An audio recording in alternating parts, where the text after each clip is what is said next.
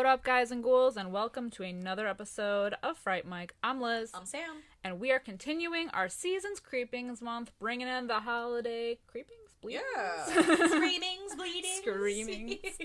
And this week it's a little more lighthearted, I feel. Well, in a way. Maybe. I agree. Yeah, We're getting furry, cutesy vibes. I know. Oh, I'd never seen this movie before we watched it for the podcast, and I still was like, oh my god, what is that? I want one. I know. So, we're going to be talking about Gremlins. Which, it's so funny because I feel like when I talk about, or when people talk about, like, Christmas horror movies, not a lot of people talk about Gremlins, and it is literally a Christmas horror movie. Like, it takes place at Christmas. I wonder if they think it's, like, too campy or not scary enough, but people die. Know. Well, that's the thing, and that's, like, a huge thing I want to talk about in this episode, is how, like, this movie is so dark, but also lighthearted. Yeah. So, I feel like it's not one that people, like, talk about a lot, like, in that frame, but, like, I think a lot of people like this movie, so it's fun. We thought it would be a fun one to do for the season. Lighten it up for a little the bit here. Christmas, yeah. We've been doing, like, stalkers and bullshit kids and right. Just, like, slashers. So, we're gonna do some fun furry creatures. So, Gremlins it is. Released in 1984. Gremlins currently has a 7.3 out of 10 on IMDb. It has an 85% of Rotten Tomatoes. So it is well loved. It is. Which I think is interesting because the movie we did last week had, if I remember correctly, it had not a low score, but it had a lower score on IMDb and a higher score on Rotten Tomatoes. And now this week, Gremlins has a higher IMDb score and a lower... I mean, still not low. Like, 85% is still high. But it's just funny that, like, they're kind of flipped. Well, the newer crowds, I feel like the younger, like, generations are over on Rotten Tomatoes. Yeah. Whereas, like, older are on IMDb. I agree. So... And this movie, like, came out, longer ago than Better Watch Out. So it's more recent. So I feel like that makes sense. That's true. That a lot of younger people are over... throwing tomatoes. I know, this movie's so cute. I don't know how I haven't seen it before. I know. When you told me you had, I was like, we're doing Gremlins. Yeah. I love this movie. This is a movie that I watch every Christmas because I just love it so much. Gizmo. Yeah, oh my god, he's so fucking cute. I was screaming on my couch. Like, I'm telling you, the first time they opened that box and his little paws reach over the top, I was like, ah! Everything he fucking does in this movie is so fucking cute. Like him driving the car and wearing the Santa hat and him doing his little singing. Watching the 3D movie in the bed with his little glasses. I was like, oh my god! One of my favorite scenes, honestly, is where he, like, Billy's and, like, laying in the bed with him and they're both watching a movie, like, looking up, and you could just see the look on his face. He's like, when you're so tired, your eyes literally start rolling back in your head. He's so fucking cute. I love him. He's the best part of this movie.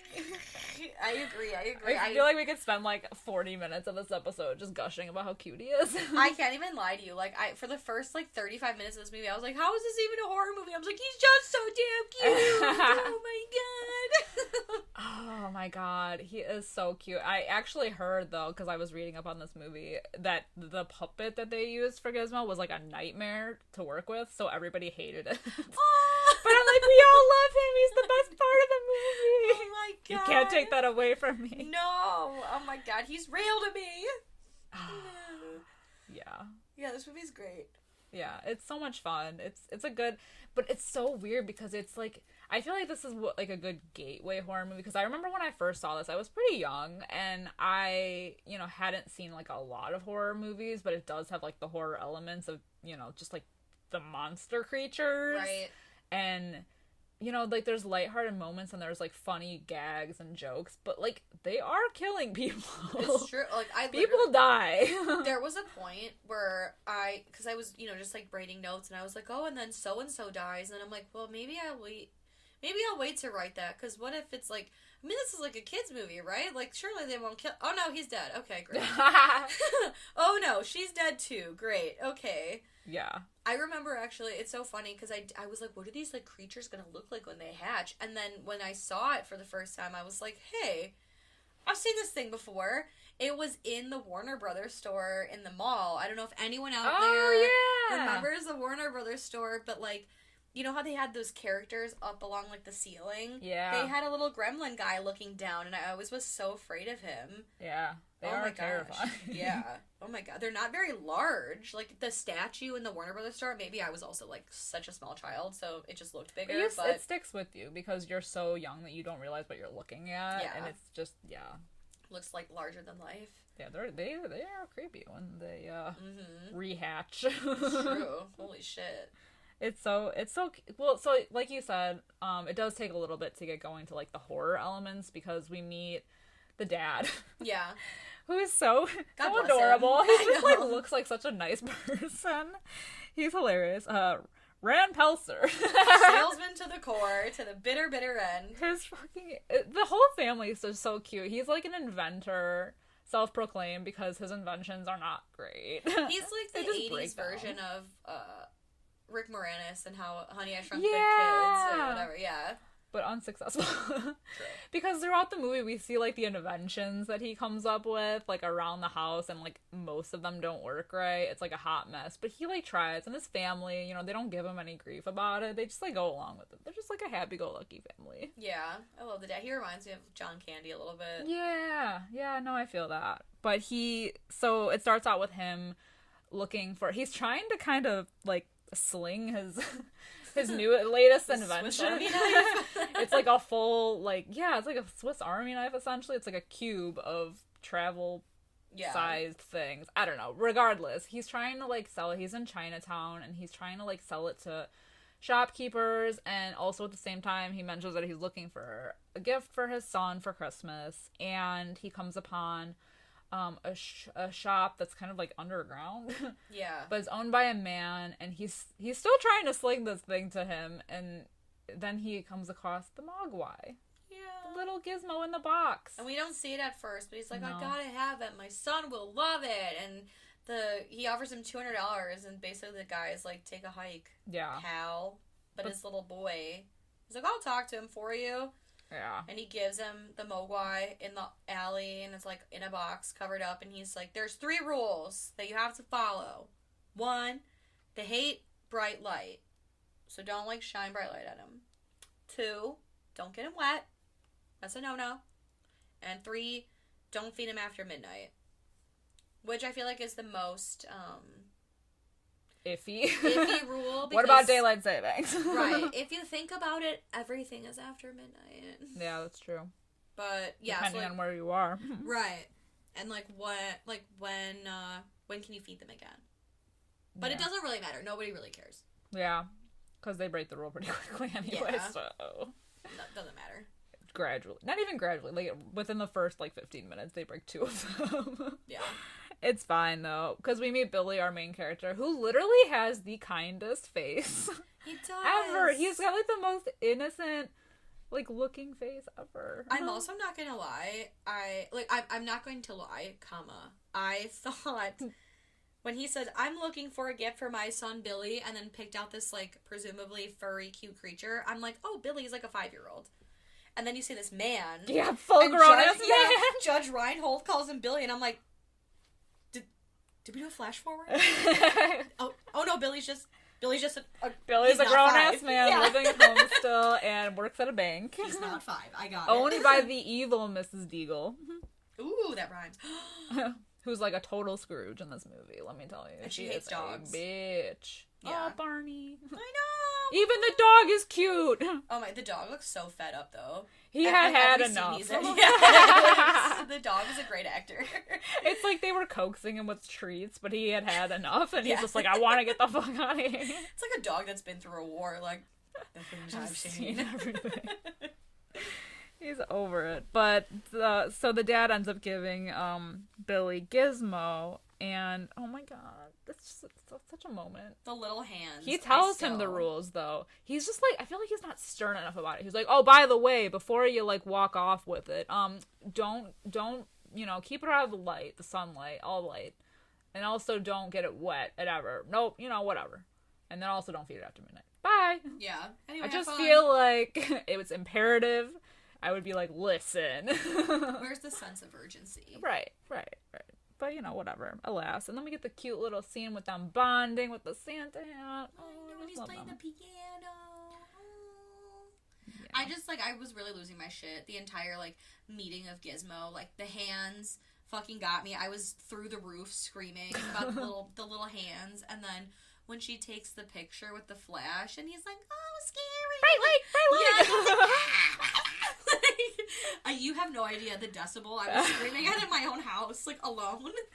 I feel like Gizmo is, the cuter Furby. Yes. He's just so adorable. I love him so much. But like I said, within the first, 15, 20 minutes of the movie, because he gets the light, which obviously hurts Gizmo, and then, they get him wet when Pete comes over, played by Corey Feldman. He comes over, and he's, showing him off, and then he gets him wet, and then from then on, all hell breaks loose. Yeah. Because they discover when you get them wet, they, multiply into little puff fur balls. And I will say, maybe I'm just partial to Gizmo, but, all the other ones that spawn from Gizmo are just, not as cute. Yeah, you should see the ones in the second one. They're not as cute either. I didn't even know there was a second one. Yeah, but alas, yeah, so things go bad right away. Because there's more. There's, 5 that come out of just one, little splash of water. Yeah. It's crazy. So they have 5, and he shows his dad, and he's like, huh. He wants to capitalize on the situation immediately. He's like, everybody will want one of these. What does he say? Peltzer's pets. Yeah. Okay. He wants to capitalize off the situation immediately instead of being mad at his son for this. Yeah, businessman through and through. Yeah, but the new ones aren't like Gizmo. They're scheming. Yeah, there's a plan to plot to Scott. Yeah, they're always messing with Gizmo, and he's hiding. Oh, and he's hiding in the helmet. Yeah. Oh my god. Yeah, they're up to no good, man. They were born bad. Exactly. Which is so sad because Gizmo's such a good boy. He is.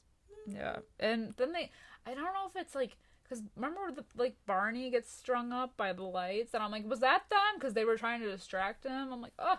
I think it was. Yeah, because they think it was Mrs. What's her name? Deagle. Yeah. Who did it because she expressed that she wanted to kill the dog. Dark.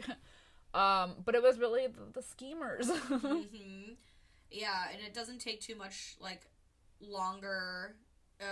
Wait, before they do that even, though, is when they're watching that, 3D movie, and you can, see their, scheming or whatever, and... They're, even laughing. Their little laughs, yes, little dicks! Don't they give one to that teacher, too? Yeah, well, they bring it because they're so fascinated with this whole, multiplies when wet thing. That sounds dirty. Yeah. So they take him to the science teacher, and he does the experiments on him. They do it again. They drop a drop of water on it, and more come from it, and they stuff it in a cage. It's what? And then he takes a blood sample from it, and then pretty quickly Billy, they're asking while they're watching that 3D movie, the other ones, they're asking to be fed, and he looks at his clock, and he's like, well, I guess it's not midnight, and gives him a whole thing, a whole plate of chicken, offers it to Gizmo, who politely declines. So he knows. He's a good boy. And then we see the science teacher, he's up to 2 a.m. and I noticed that. I was like, wow, you work late, boy. Right, you're a teacher? Yeah. He's not a scientist. He's not, but he's at the school till 2 or 3 in the morning. It's crazy. I guess the 80s were different, but yeah, I can't imagine schools nowadays being oh yeah, just come whenever you want. Yeah, don't you sleep? Right. Don't you have class in the morning? In 2 hours? Right, at 7 a.m. Fuck. So weird. Yeah, so the one in the cage steals the sandwich, and shit starts to happen because the next morning there's these cocoons everywhere. It looks like straight up alien. An alien gross. cocoon. They are slimy, green, large. Gross. Yeah. It's not a good situation. No. And they're oh, it's the pupal stage, pupa stage. I don't remember. It's the life cycle of a butterfly. Yeah. It's a poopa or something. And it's crazy because then that's when he notices that they messed with the clock, that they chewed it like a little bunny, and they stopped it, and he's just like, what's going on here? Like, what's going on is that you got by some little creatures. Yeah, so he goes to school, leaves these alien pod things in his house, which then starts smoking and hatching. Yeah. Ugh. The teacher calls Billy and is like, it's happening. And it's crazy because I think during class is when it, like, hatches. Yeah. And the teacher's like, okay, go. Get out now. Everybody leave. Get the hell out of here. Right. Beat it. Yeah. But he gets it. He's the first one. He's the first death, right? Yeah, he is. The teacher. Because I wrote down in my notes, and then, what's his face? Roy, Mr. Hansen? Roy Hansen? Yeah, I wrote, like, Mr. Hansen dies, and then I'm like, wait a minute. This is like a kid's movie. I was like, no, I'll wait. And then Billy shows up, and he is very much dead. And I'm like, oh, with the syringe in it. Yeah. Dark. Yikes. And it's crazy because that's when Billy sees kind of for the first time, because he went to the teacher, sees that he's dead, and it now, like, the creature is like hurling things at him. Mm-hmm. And he tries to, that's when he gets wounded, and he sees it for the first time, and he's like, oh shit, but this thing is, like, sneaky as shit, and is, like, going in the ventilation system of the school. Yeah. It's crazy. Anyway, meanwhile at home, poor Gizmo. He's, like, on the dartboard, and they're fucking with them. Oh my god, but honestly, this is probably one of the best scenes in the movie because Billy's mom is a fucking G. She fucks shit up. She wastes no time. She hears the commotion upstairs, and so now the things are, like, around the house, and she puts up a good fight. Like, the Christmas music comes on. The Christmas music, we see shadows of it. Yeah, it's wild. And oh my god, I think she was, like, baking cookies. She's, like, so adorable. I love her so much. I know. She was baking Christmas cookies, and she goes back into the kitchen and just fucking sees, like, the main one. Oh. The mayhem that they've caused. Yeah. She fucks one up in a blender. She puts one in the microwave. Stabs. Yeah. There's 5 of them, and they even mention, I think Pete mentions there's one with a stripe down his head. It's, like, basically a fucking mohawk. Yeah. And he's kind of the ringleader. And she fucks up, like, all of them. She's looking for one that's in the Christmas tree and is, like, attacking her. That scene used to scare me. I was like... oh, my God. I don't because you don't expect it, like, because she's walking by it. And, like, I think this was my first jump scare when I was a kid. I don't know. Because you just see, like, hands come out, and it's just, totally... And it fucks with her, like, he, like, scratches her face. And luckily, Billy gets there in time. But damn. And he javelin spears that thing, like, into the fireplace, essentially. Yeah. And he sees the Mohawk one escape out the window. Yeah. I don't know when he gave them names. Oh, his name is Stripe. He gave them, he called them Stripe, I think. Oh, okay. I would have called him Mohawk Eye. Hawkeye. Hawkeye. So he goes after him, which... This, and, like, let me tell you, Stripe is a smart cookie because he goes directly to the YMCA pool because he knows he's been scheming since he was born. Mm-hmm. He jumps right into the pool. Right. Which this scene also used to creep me out a little bit. I think it's just because of all the green lights and, like, the bubbly and the smoke. I always love watching Billy's reaction because he's kind of like, oh, wait, I need to fucking stop this. Oh, shit. He, like, slowly backs out of the room. He's like it's gone too far now. What do I do from here? Run. Amen. Yeah. But the cops don't even believe him when he tries to tell. No, because he takes his mom to the doctor, right? Because she's got, to like, the neighbor, I think. Oh, okay. But then, yeah, he goes to the cops, and they're like, right, gremlins. Right. So how much have you had to drink tonight? Oh, nothing? Oh, are you sure? A little hair of the dog, a little spiked eggnog, a little color with coffee, nothing. There's like 2 cops in this entire town. I know. And they both are idiots. Yeah. But then we start to cut to, like, different things going on around town and, like, all the chaos, and the calls start rolling in, so the cops are like, interesting. Well, you can stay here, and we're gonna go check this out. And then it gets crazy. And we haven't even mentioned there's a love interest. Her name's Kate. Earlier, Baby Kate's. Yes. What a fucking queen icon legend. If you don't know Phoebe Cates, Fast Times at Ridgemont High, the red bathing suit girl. Yeah. Enough said. Her titties. Enough said. If you thought this was a comedy and watched it as a kid only to find out as an adult that it was not and it was something on mental illness, Drop Dead Fred, she's also the main chick in Drop Dead Fred. Woo. If anyone's seen it. Yeah, so she's in the movie throughout. She's really a buzzkill in this movie, though, I will say. She's like, I hate Christmas. And Billy's like, why? And she goes, yeah. None of your business. And we don't learn why till a little bit later. I literally... Okay, I'm not... When I watched that scene and she was done telling the story, I was like, Jesus Christ, lady. What the fuck? This isn't about you. But it's like an interesting time to tell that story, I feel like, because they had just, like, tried to get away from the commotion going on in town. Like, these things are causing accidents. People are dying. Yes. Like, they flip the cop car over, and they both die instantly. They, do they run over that guy with the... Yeah, the plow. Yeah, the his plow. neighbor. Mm-hmm. And then, they're in Kate's bar, and it's just, like, crazy. There's one doing, like, a flash dance thing. There's some playing poker. There's a puppet situation happening. A lot is going on. It's pretty wild. Then, Kate is there trying to fight them off, and she's using, like, Polaroid camera flash photography to kind of scare them. And then there's, all of a sudden, like, there's a gremlin with a gun. Yeah. I was like, he knows how to use firearms. Right. But then Billy comes and he's like, no, I'm here to save you. And the car's dead, so they have to make a run for it. And I don't remember where exactly they're hiding. Oh, they're in, like, the bank. We didn't even talk about Mrs. Deagle's death. Yes. Goddamn. Mrs. Deagle's death. Her never-ending spiral staircase. Oh my god, the world's longest staircase. I mean, she deserved it. She has, like, 10 cats, but she's evil, and she wanted to kill the dog, so... But, like, still, like, even that's dark, because they see from the outside her flying through the window. She a bitch. Damn. Yeah, she's, like, feeding her cats, and then she hears carolers, and she's like, I fucking hate carolers.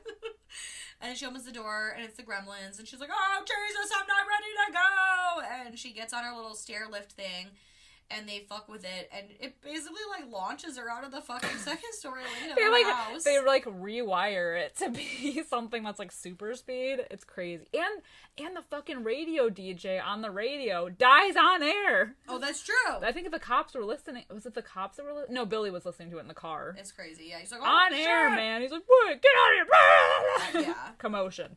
They are really, like, fucking shit up, dude. And they look pretty scary. Like, they're little and they're, like, feisty, but they got these, like, razor sharp teeth and these, like, crazy ears. But anyway, yeah, they're, like, Billy and Kate and Gizmo are hiding out, and she then proceeds, she's like, oh, God, another reason to hate Christmas. And he's like, what? And then she's like,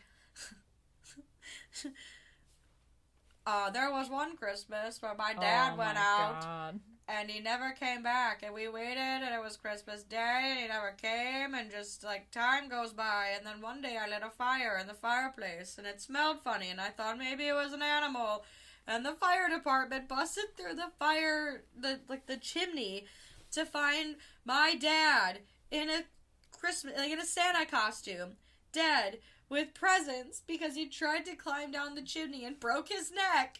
So dark.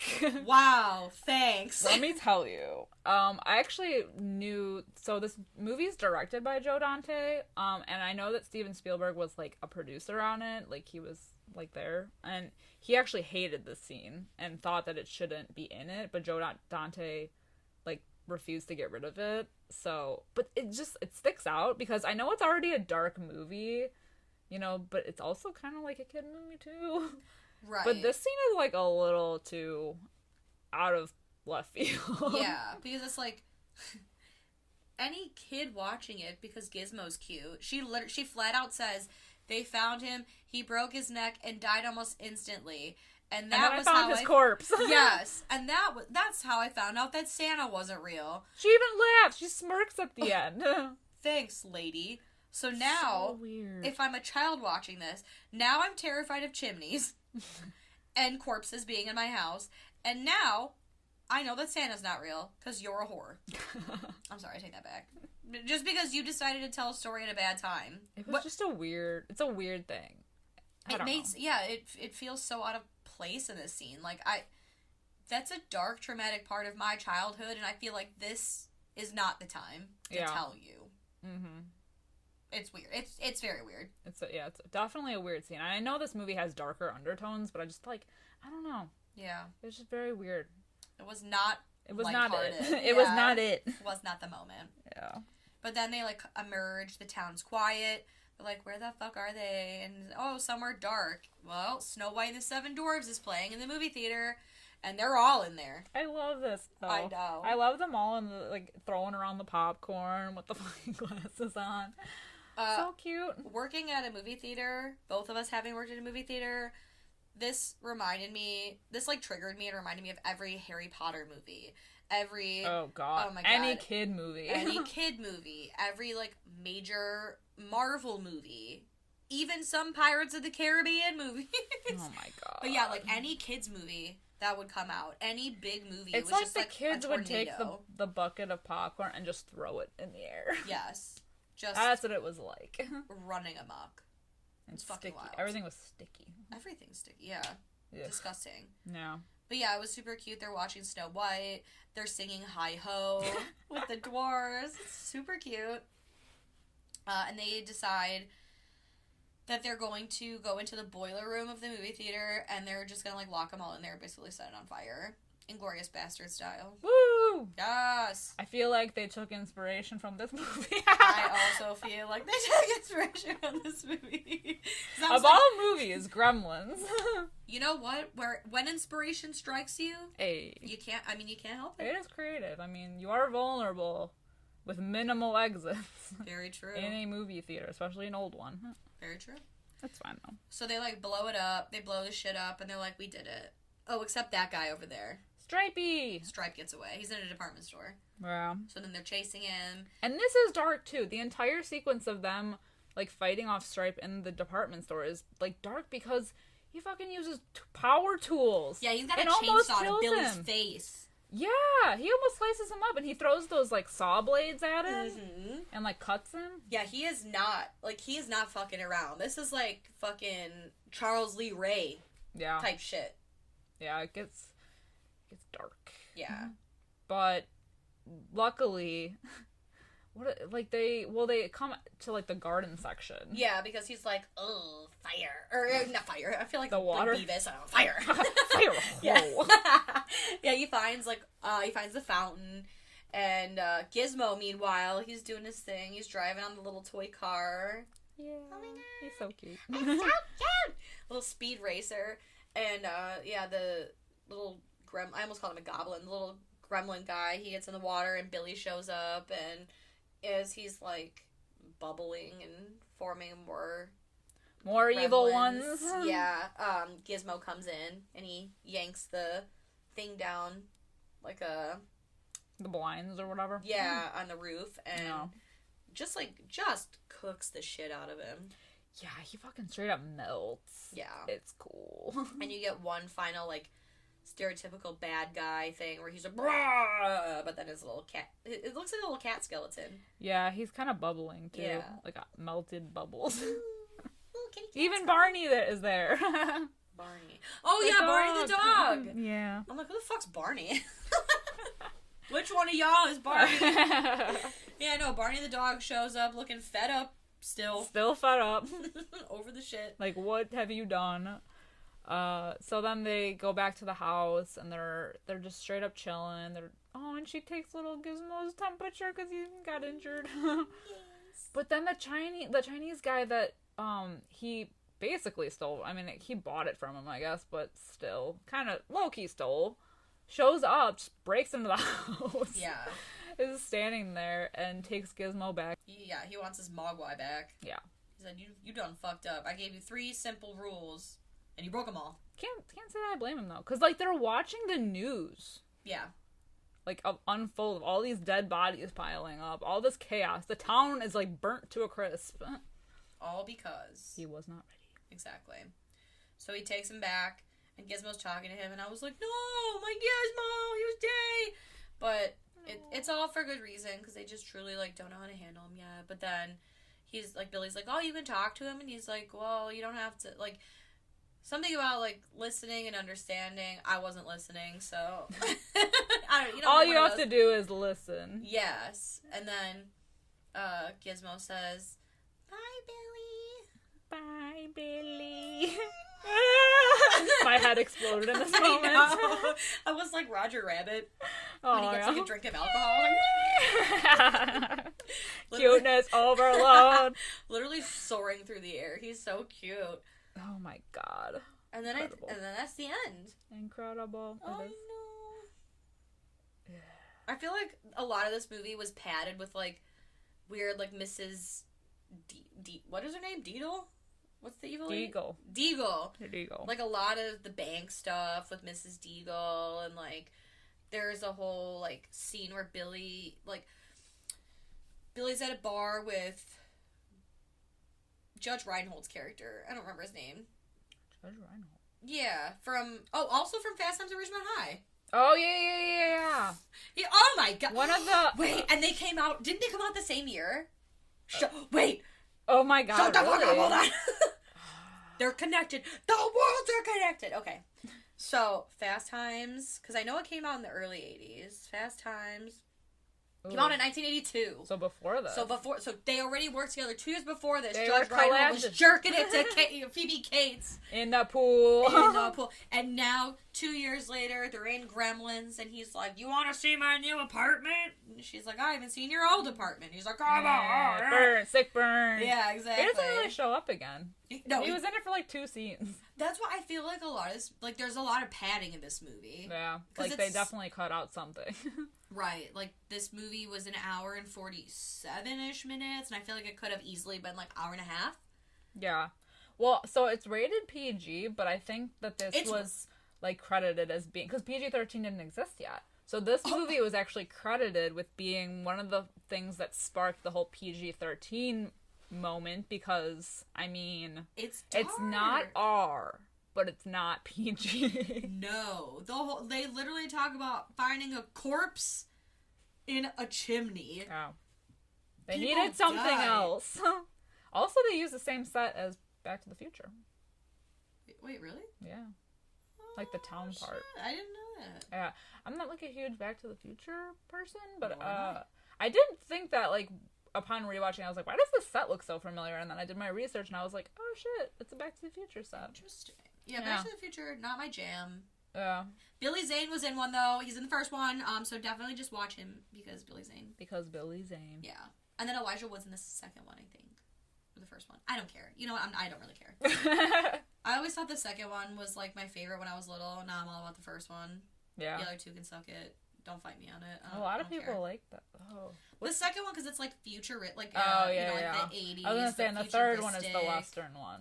Yeah, the third one, no one cares. Nobody, yeah. they didn't even care. I don't know. I live with a Back to the Future fan, so he would have something to say about this. I'll fight him. That's fine. Yeah. It's fine. It's fine. Last fact. I love this. And then we can move on to ratings. Tim Burton was approached to direct this movie. Really? Yeah, which I was like, but he didn't want it. He hadn't done a full feature yet, so he was a little intimidated by the prospect of doing so. So that's why he declined. But this movie is very Joe Dante, so, like... Yeah.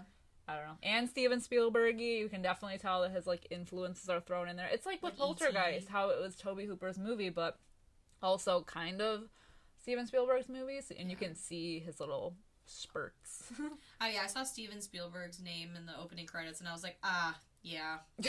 Makes sense. Makes sense. He had the lighthearted moments, whereas Joe Dante threw in the corpses. Yes, Joe Dante said, fuck your family wholesomeness. Put that body in the chimney. Break his neck. Oh my god. Damn. Yeah. Yeah, but no, this is, yeah. On the whole, this is a great movie. I love this movie. I know, it's cute. It's so fun. So as your first time watch, what are your thoughts? What are your ratings? Well, Gizmo himself, 10 out of 5. So cute. I can't stop screaming. As a movie, like I said, I really like this movie. I think it's such a fun, like, holiday movie. I don't know why it took me so long to watch this, but I feel like it's, like, a teensy bit long, so I'm gonna give it a 3.5 out of 5. Woo! For my first watch. I'll probably, I mean, just, well... It'll be a regular thing for you. Yes. It's fine. Like it is for me. I know. How about you? So for me, just because of the nostalgia factor, I'm giving it a 4.5 out of 5. Yeah. It is a bit long, but I always have fun watching this movie. I watch it every year around Christmas because it's fun and it's, you know, it's a good time. And it's silly, and I really do think it's a good, like, gateway horror movie, even though it is dark. I mean, I watched it when I was little, and look at where we are now. Look what happened. Look at what happened. Made a great human being. Exactly. I'll show it to my daughter. I mean, she was kind of watching it with me when I watched it, but she doesn't know what she's watching, so it's fine. It's just shapes at this point. It's all shapes and colors, so one day we will revisit it. I mean, she's already seen half of the Friday the 13th movies, so... Sleepy Hollow. She's seen Sleepy Hollow, so she knows. Yeah. She knows good the horror. vibes. She knows the vibes. Yeah. She's seen Red. She's a good kid. Oh my god, yes. A second generation of Gremlins fans. Yes, I'm breeding a horror fan. Oh my god. Be proud. I just want a Gizmo so bad in my life. I can't stop. know. I want him. I know. I want a Mogwai. Me too. For Christmas, everybody listening, mail me a Mogwai. Mail me a Mogwai. All right, we're wrapping it up. Hey, like a present. Hey, I got a present. I'll see myself out. Let us know your thoughts of Gremlins from 1984. You can let us know by following us on Facebook, on Instagram, on Twitter at Fright Mic Podcast /Fright Mic Pod. Let us know your thoughts, your comments. Your questions. I don't have answers. Don't ask me your questions. And what movies do you typically watch a lot during the holidays? Do you have one like you watched as a kid that you watch now? We want to know. What's your Christmas routine? What's your preparation routine? I know, I got a whole stack of my watch list. Yep. I always, like, wrap Christmas presents and watch, like, the same shit. Like, the Christmas, like, the Santa Axe Murderer episode of American Horror Story Asylum. You know, the Tales from the Crypt one. The Tales from the Crypt one. Yep. Yeah. Black Christmas, you know, the lighthearted shit. Yeah, the usual. As Fine you do. family fun. Right. As one does. But yeah, let us know. And do you agree if it's gateway horror? Because I know it is dark, but, you know. Yeah. Will you show your kids? I would. I will be. Yes. If you don't already know, which you should, because if you're a long-time listener, we do have a Patreon. 'Tis the season of giving now. Join us. Giving and sharing. If you head over to patreon.com/Fright Mic Podcast, we do have extra bonus content. We're doing an extra episode this month too, so stay tuned for that. That's coming. You're welcome. Coming in hot. But we do a lot of like new reviews, we do rankings, we do topics, we do it all. We do it all. We truly do. Yeah, so if you're interested in just kind of supporting our show, head on over there. We would really appreciate it. Also, if you have it in your heart, your spooky, festive heart, to throw us a rating wherever you are listening, we truly appreciate it. We would love to reach out to more creepy, festive people like yourselves. And give the gift of Fright Mic to your loved ones by simply just telling them we exist and that you like us and that we're kind of fun. A lot of fun, actually. God damn it, we're a lot of fun. Damn it. So there, free Christmas idea. You're welcome. Hey. And then also I forgot to mention that we are on YouTube as well. Right now we just have our audio up, but we are in the process of getting our mugs on the screen. It is proven to be challenging, but we are figuring it out. We're working through it. So we are hoping that by hopefully 2022. Yeah. If you have any tips, we'll have our shit sorted out and be good people. We're not tech savvy, so unfortunately it's taking a bit longer than we anticipated. But we are working on it diligently. Give us your tips. Give us your tricks. Yeah, slide into our DMs and help us out because we are confused. Yeah. Very confused. Sincerely, the Breakfast Club. But until next time, I'm Liz. I'm Sam. Rest in peace.